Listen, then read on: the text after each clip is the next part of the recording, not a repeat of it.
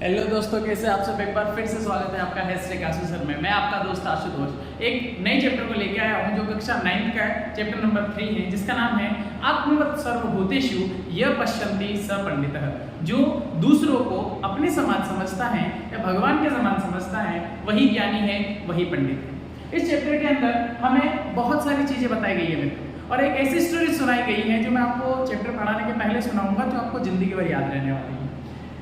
तृतीय पाठ CBSE NCERT की बुक है, शारदा नई किताब आई है। आत्मवत् सर्वभूतेषु यः पश्यन्ति स पंडितः। जो सभी प्राणियों को अपने समान समझता है, देखता है, वही पंडित है। मैंने पूरे चैप्टर का ट्रांसलेशन लिखा है, आप समय समय पर स्क्रीनशॉट लेकर के अपने नोट्स बना सकते हैं। चलिए शुरू करते हैं। पहले स्ट्रेंजा में पहले पैराग्राफ में आपको दिया गया है कि भारत देश के अंदर बहुत सारे ऋषि मुनि संत आए हैं। उन ऋषि मुनियों ने पूरे विश्व भर को प्रेरणा दी है और पूरा विश्व उनसे अपनी प्रेरणा प्राप्त करता है। देखिए शुरू करते हैं। भारत देश बहुत से ऋषि महर्षि महात्माओं की भूमि है। तेषां चरित्राणि, उनका जो चरित्र है, सकलस्य विश्वस्य कृते, पूरे विश्व के लिए, स्क्रीनशॉट ले लीजिए, प्रेरणास्पदम, प्रेरणादायक है। तेषां चरित्रेषु, उनके चरित्र को, प्रतिपदत भूत दया, उनके चरित्र में क्या है, उनके कैरेक्टर में क्या है, भूत दया। भूत दया का मतलब होता है लोगों के ऊपर दया करना। समता, क्षमा, अहिंसा, करुणा, ऋजुता, बंधुता चेत्यादि जीवन मूल्यानि प्राप्यन्ते। उन जो संत महात्मा है उनसे इतनी सारी चीजें हम प्राप्त करते हैं, इतनी सारी चीजें हमें मिलती हैं। महाराष्ट्र से प्रसिद्ध महात्मा ऐसे ही संत, जैसे संत तुकाराम, संत नामदेव, संत पंडित श्री राम शर्माचार्य जी, और भी कबीर, वाल्मीकि, वशिष्ठ, इस प्रकार से बहुत सारे ऋषि मुनि हैं जो अगर हम सुबह गिनने बैठे तो शाम पड़ जाए, लेकिन ऋषि महात्मा हमारे खत्म नहीं होंगे। उनमें एक जो नाम आता है वो आता है महाराष्ट्र के प्रसिद्ध संत नामदेव का। नामदेव जो महाराज हैं उनका व्यवहार जो था वो करुणा है, महानता है, आदर्श में उपस्थित बनता है। वो बहुत ही करुण थे, बहुत ही दयालु थे। सब लोगों को, सब जीवों को अपने ही समान समझते थे। सर्वात्मकस्य ईश्वरस्य न केवलम संकीर्तन कृत्वा, वह केवल ईश्वर का भजन पूजन ही नहीं करते थे, पूजा ही नहीं करते थे, बल्कि तो सर्वेषु जीवेषु भगवन्तं दृष्टवान, लेकिन वो सारे जीवों के अंदर भगवान ही देखते थे। नामदेव महाराज से जीवन, नामदेव महाराज के जीवन से जुड़ी हुई एक शिक्षाप्रद कहानी यहाँ पे दी गई है। वो कहानी मैं आपको बताता हूँ कि क्या कहानी है। वो अपने को एक नाट्यांश के रूप में यहाँ पे उपलब्ध करवाई गई है। चलिए शुरू करते हैं। यहाँ पर एक दादी है, समाज की एक नानी है, बच्चे हैं और एक लड़की है। लड़के का नाम है कपिल और लड़की का नाम है माधवी। स्टोरी इस प्रकार से है कि संत नामदेव एक बार भोजन बना रहे थे। जब वो भोजन बनाते हैं तो उनका नित्य नियम होता है कि जाकर के भगवान को सबसे पहले भोग लगाते हैं। भगवान पांडुरंग के सामने वो भोजन की थाली अर्पित करते हैं और हाथ जोड़ के प्रार्थना करते हैं कि हे भगवान, आइए भोग ग्रहण कीजिए, प्रसाद हमें प्रदान कीजिए। इतना होता है कि वो जब आंखें बंद करके बैठे होते तो एक भूखा कुत्ता आता है या एक कुत्ता आता है और उस रोटी को लेकर के भाग जाता है। अगर उस जगह पर आप होते तो क्या करते मित्रों, बताइए। शायद उस कुत्ते के पीछे हम भागते, उसको पत्थर मारते, डंडा मारते। संत नामदेव ने क्या किया होगा, आप सोच सकते हैं क्या, कल्पना कर सकते हैं क्या? बताइए कि एक व्यक्ति के अंदर कितनी दया हो सकती है। वो संत नामदेव उस कुत्ते के पीछे भागे तो सही, लेकिन डंडा लेके नहीं, पत्थर लेके नहीं, घी का डब्बा लेकर के भागे। घी का डब्बा लेके, जी हाँ, घी का डब्बा लेकर के उस कुत्ते के पीछे भागे और भाग करके बोले कि मेरे भगवान आज स्वयं आए हैं भोजन ग्रहण करने, लेकिन देखो मैं कितना अभागा हूँ। मैंने जो रोटी रखी थी वो चुपड़ के नहीं रखी थी, घी लगा करके नहीं रखी थी। तो आप भगवान, आप उस रोटी को मत खाना, उसमें घी नहीं लगा हुआ है, मैं घी लगा करके अच्छे से आपको खिलाता हूँ, तो आप वो खाइए। ऐसे सहृदय, ऐसा सभी जीवों को अपना समझने वाले थे संत नामदेव। फिर वो कुत्ता भगवान पांडुरंग के रूप में प्रकट होता है और अपना आशीर्वाद भगवान नामदेव को देते हैं। चलिए शुरू करते हैं क्या चैप्टर। यहाँ पर कपिल और माधवी एक कुत्ते को मार रहे हैं, पीट रहे हैं, और जो नानी है वो दूर से देख रही है तो आवाज लगाती है, कपिल माधवी च अवकाश काले मातुल गृहं गन्तव्यो। कपिल और माधवी छुट्टियों के टाइम पर अपनी नानी के घर, मातुल गृह मतलब मामा के घर जाते हैं। तत्र क्रीड़ा वेलायाः कंचनः शुनकः दृष्टो। वो किस समय में, क्रीड़ा वेला, खेलते टाइम, खेलने के लिए जब वो क्या एक कुत्ते को देखते हैं, तम दृष्टवान, उसे देख करके पाषाण खंडम, पत्थर के टुकड़ों को हस्ते हाथ में स्वीकृत्य लेकर के तम मारयितु उसे मारने के लिए धावितवन्तो दोनों दौड़ते हैं। एक पत्थर लेते हैं हाथ में, देखो इसके हाथ में पत्थर है, और उस कुत्ते को मारने के लिए पीछे भागते हैं। शुनकः भयेन आक्रोशम कुर्वन् वेगेन धावितः, वो कुत्ता डर करके जोर से वहां से भागता है। तद दृष्ट्वा कपिलः, यह देख करके कपिल माधवी च उच्च हसितवन्तौ, यह देख करके कपिल और माधवी दोनों जोर से हंसते हैं। मातामही, मातामही का मतलब होता है नानी। तम प्रसंगम दूरात् दृष्टवती, ये जो घटना हो रही थी उसको दूर से देख रही थी।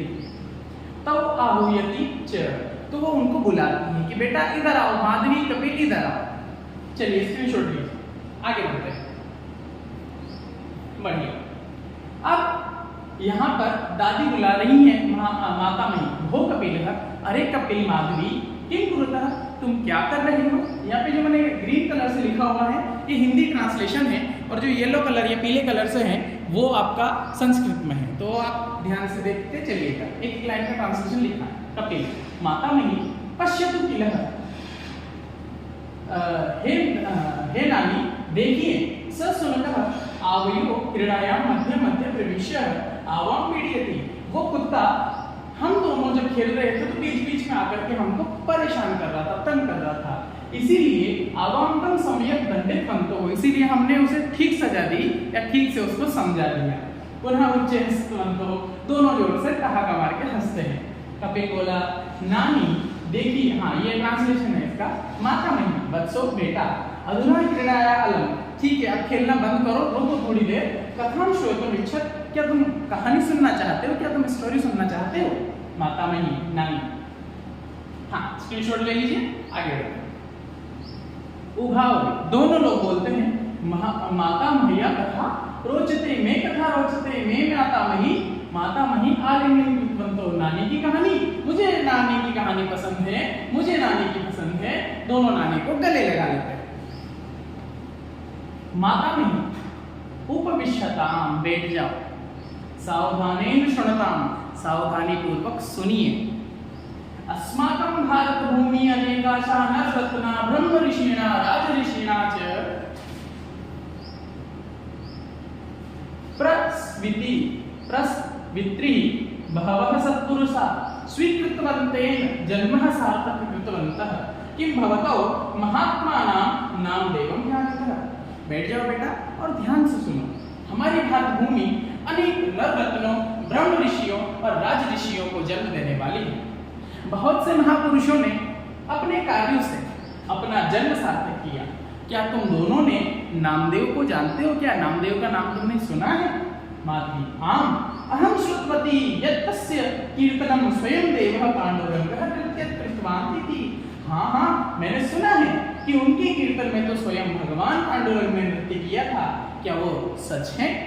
चलिए मातामही आम हाँ, तस्य एव पुण्य श्लोकस्य पांडुरंग मित्रस्य नामदेवः महाराजस्य एषा कथा। हाँ उन्हीं पुण्य श्लोक पवित्र कीर्ति वाले पांडुरंग के मित्र नामदेव महाराज की यह कहानी है। महाराष्ट्र में एक संत, एक महात्मा है नामदेव, और उनके जो भगवान हैं, इष्ट आराध्य हैं, वो है भगवान पांडुरंग। नामदेव न केवल पांडुरंग के प्रिय भक्त थे, बल्कि उनके प्रिय मित्र भी थे। भगवान नामदेव के आसपास ही रहते थे।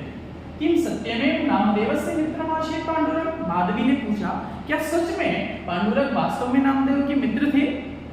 कपिल किम देवेन सह मित्रता संभवति, क्या देवताओं से भी मित्रता की जा सकती।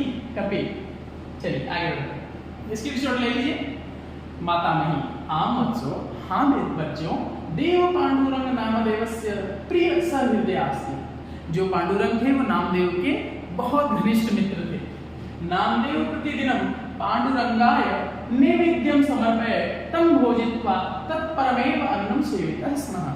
नामदेव रोज पांडुरंग की पूजा करते थे और उनको नैवेद्य समर्पित करते थे, भोग लगा करके भोजन ग्रहण करते थे। तस्य गुरु आसीत् विशोभा, उनके गुरु थे विशोभा।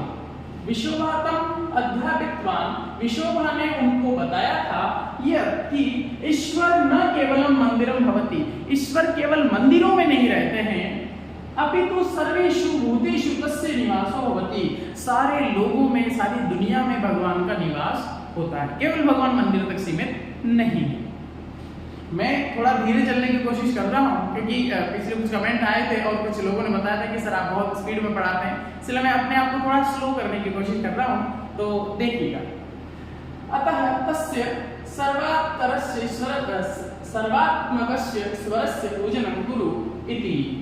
तो बोले इसीलिए सभी को ईश्वर समझ करके पूजन करना चाहिए। सर्वव्यापी ईश्वर की पूजा करो, ये सीख उनके गुरु ने उनको दी थी। और उनके गुरु का नाम क्या था बताइए? 3, 2, 1 वेरी गुड, विशोभा। कपिल देव। क्या बोला कपिल? मातामही हे नानी किम सत्यमेव ईश्वरः सर्वेषु भूतेषु निवसन्ति। क्या सारे लोगों में ईश्वर का निवास होता है? मातामही आम सुनो वत्स। हाँ बेटा सुनो। नामदेव प्रतिदिन अतीव श्रद्धाया निष्ठाया भक्तया च नैवेद्यस्था स्थल्याम आदाय मंदिरम गच्छति स्म।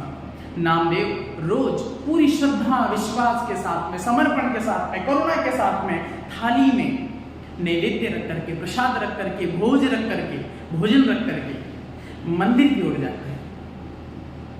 एक बार स नैवेद्य स्थालिकायां गत्वा, एक बार वो जब नैवेद्य की थाली लेकर के जा रहे थे, विग्रहस्य पुरतः स्थापितवन्तः, भगवान पांडुरंग के सामने वो उस थाली को रख देते हैं।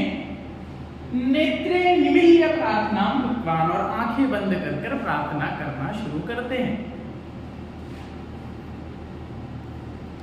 स्क्रीनशॉट लीजिए। नैवेद्यां गृहीतां देव भक्ति में हेयचलां गुरु इप्सितं मे वरं देहि परत्र च परां गतिं शर्करा खंड खाद्यानि दधि क्षीर घृतानि च आहारं भक्ष्य भोजं च नैवेद्य प्रतिगृह्यताम्। इस प्रकार से श्लोक बोल करके, मंत्र बोल करके, प्रार्थना करके भगवान से भोजन करने का निवेदन करें। आइए आइए भगवान भोग लगाइए, यहाँ पर मैं घृत लेके आया हूँ, घी लेके आया हूँ, दही लेके आया हूँ, दूध लेके आया हूँ, शक्कर लेके आया हूँ, खंड लेके आया हूँ, आप भोजन ग्रहण कीजिए। हे देव यह नैवेद्य ग्रहण करें और मेरी भक्ति को अडिग अचल करें, मुझे मेरा इच्छित वरदान दे और परलोक में परम गति प्रदान करे। शक्कर मिश्रित के टुकड़े, दही, दूध और घी से युक्त इस भोजन और नैवेद्य को आप स्वीकार कीजिए। मंत्रम उच्चार्य श्रद्धाया प्रणम्य च नेत्रे उद्घाटितवान। ये मंत्र बोल करके पूरी श्रद्धा से वो अपनी आंखें खोलते हैं। अहो आश्चर्य, हमारा बहुत आश्चर्य होता है। पुरतः स्थितां स्थाल्यां रोटिका नास्ति, जो सामने थाली थी उसमें रोटी ही नहीं है। चलिए आगे बढ़ते। माधवी पांडुरंग आगत्य भक्षितवान थी। क्या सच में पांडुरंग आकर के उसको खा गए? रोटी कहाँ गई? है तो प्रार्थना करने बैठे थे, सामने भगवान थे। तो माधवी का डाउट था कि क्या सच में भगवान आकर के खा के चले गए? माता नहीं, कश्चन बुभुक्षितः शुनकः आगत्य रोटिकायां मुखे गृहीत्वा भावितवान। कोई भूखा कुत्ता आया और उस रोटी को उठा करके वहां से लेकर के चला गया। देख शुनक, धिक्कार है उस कुत्ते को, कपिल बोला गुस्से में। क्यों बोला? क्योंकि वो भगवान के लिए भोग लेके जा रहा था और कुत्ता अपना समझ करके उसको खा गया। ठीक शुनक, धिक्कार है उसे। मातामही हे नानी पश्यतु, देखिए, शुनका दुष्टा एव होती, कुत्ते तो दुष्ट ही होते हैं। जैसे हमको परेशान कर रहे थे वो नामदेव की भी रोटी लेके चले गए। माधवी सत्यम भ्राता, बिल्कुल सही कह रहे हो भाई। नामदेवस्य कियतः दुःखं जातं स्यात् खलु। नामदेव को कितना दुख सहन करना पड़ा होगा, कितना उन्होंने कष्ट करके भोजन बनाया होगा। माता ने पुत्र को, हे पुत्रो शुनता, सुनो। नामदेवः शुनकस्य पृष्ठे अनुधावितवान्। नामदेव उस कुत्ते के पीछे पीछे दौड़े। जानीतः किमर्थं कथं च, क्या तुम जानना चाहते हो क्यों और कैसे? स्क्रीनशॉट लीजिए, बताता हूं। चलिए बहुत बढ़िया, आगे बढ़ते हैं। देखिए ये नामदेव भगवान नामदेव हैं, तो ये दौड़ रहे हैं कुत्ते के पीछे, कुत्ते के मुंह में रोटी है। कपिल क्रोधेन लवणेन आदाय शुनकः ताड़ित्वाधावितवान् स्यात्।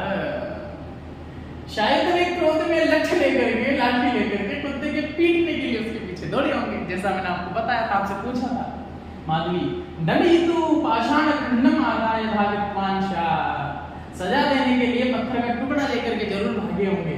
सत्यम किल माता है ना नानी? सच है ना नानी? माता में नहीं बालो। नामदेव कोपेन न धावित्वान्। नामदेव कोपेन गुस्से से नहीं दौड़े थे। कोपेन मतलब गुस्से से, क्रोध से नहीं दौड़े थे। प्रत्युतः स करुणाया धावित्वान्। वो तो बहुत करुणा के साथ में, दया के साथ में दौड़े थे। लघुडम न पाषाण खंडम अपितु घृत पात्रम धृत्वा। न लाठी थी न पत्थर था, बल्कि घी का पात्र कटोरा लेकर के दौड़े थे। क्यों दौड़े थे? आइए पूछते हैं।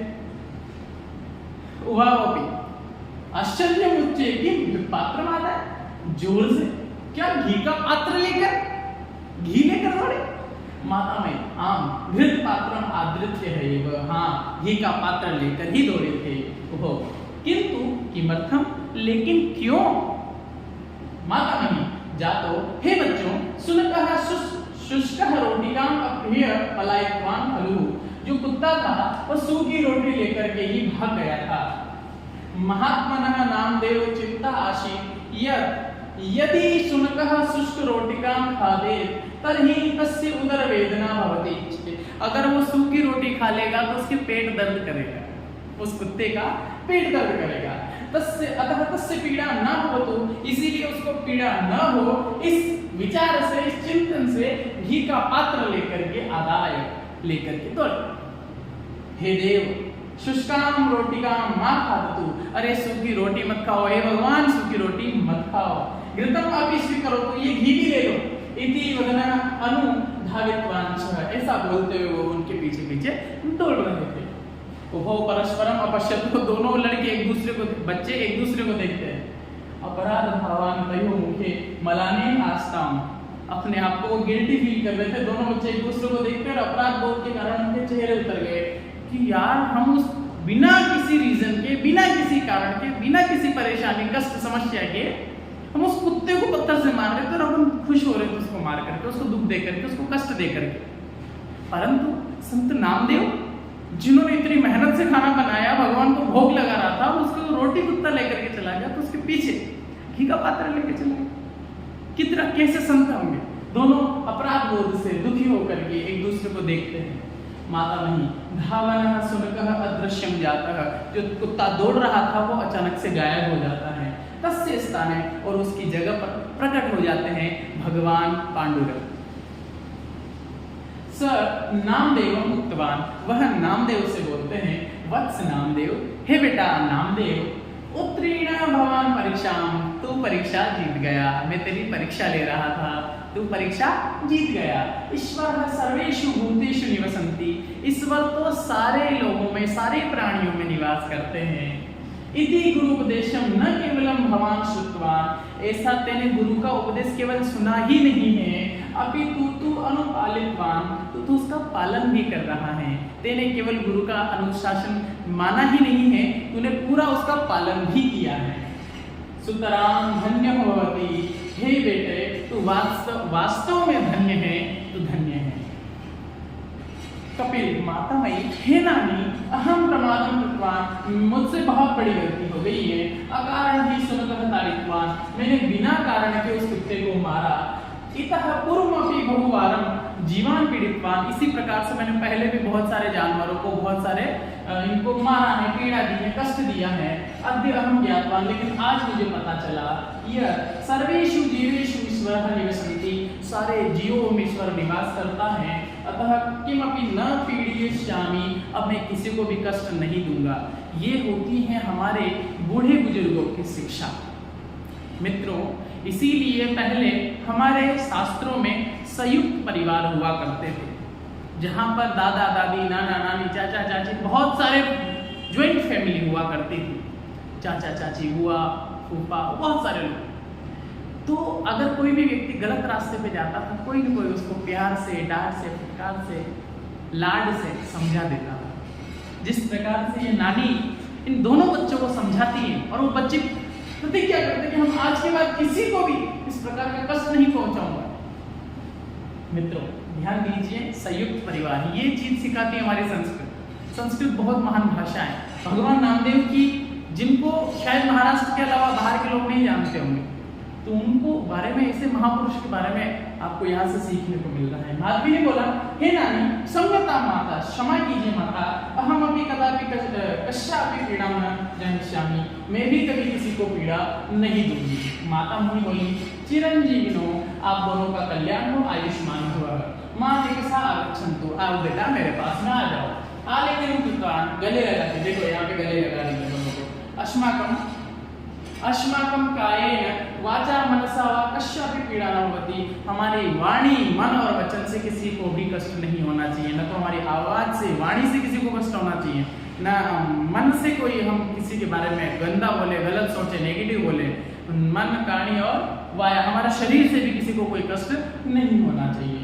मनसा कायेन वाचा कश्यापि पीड़ा न होवे, तथैव कश्यापि या कापि पीड़ा स्यात् तां निवारयतु प्रियतामहि।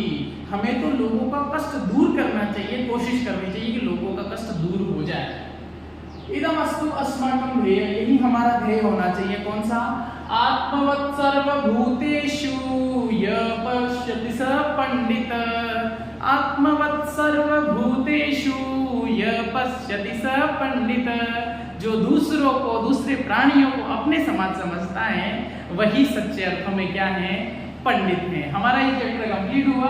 कैसा लगा आप सबको? लाइक कीजिए, कमेंट कीजिए, और भी हमें मोटिवेशन मिलता रहेगा। अपने दोस्तों के साथ शेयर कर दीजिए, और हमारा जो परिवार है इसको थोड़ा सा और बड़ा कीजिए। मिलते हैं नए वीडियो में, तब तक के लिए धन्यवाद।